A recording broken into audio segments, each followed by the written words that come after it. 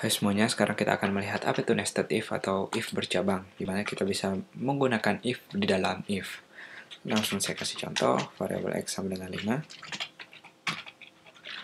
Kita uji, apakah x lebih besar dari 4. Lalu di sini kita akan melihat if bercabangnya.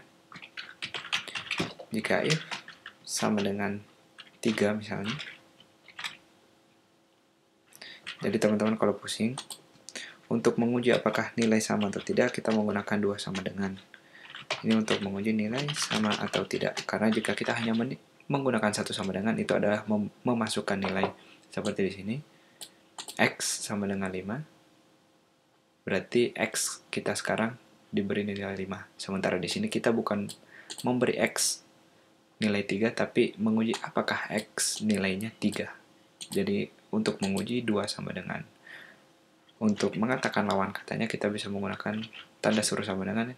Ini berarti apakah x tidak sama dengan 3. Saya lanjut di sini. Kita bisa ngeprint x sama dengan 3. Lalu kita bisa tambah else if lagi. Untuk menguji syarat kedua, apakah x-nya 2. Kita bisa mengatakan x-nya 2. Dan seperti biasa, jawaban cadangan jika keduanya tidak memenuhi. X bukan 2 dan 3. Di sini perhatikan kita punya if yang utama. If utama kita yang ini. Kita juga perlu menggunakan else agar jika jawaban utamanya tidak memenuhi bisa masuk ke bagian if ini. Jadi pada kasus ini kita bisa cukup ngeprint kalau x tidak lebih besar dari 4. Jadi silahkan ditebak ketika saya menjalankan ini yang mana yang akan dieksekusi. Ya, x bukan 2 dan 3 karena x kita di sini adalah 5.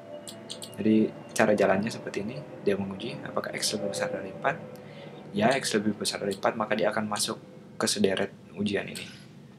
Dia menguji x sama dengan 3, tidak, x sama dengan 2 tidak, maka dia akan masuk ke sisanya yaitu x 2 dan 3. Misalnya x kita adalah 3 misalnya. Tentu saya melakukan kesalahan di sini karena kita ingin menguji x lebih besar dari 4, maka kita bisa mengujinya dengan angka yang lebih besar, yaitu 8 dan 9.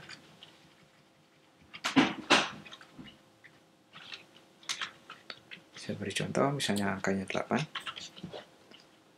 Tentu dia akan masuk ke sini, karena x lebih besar dari 4 benar, dan x sama dengan 8.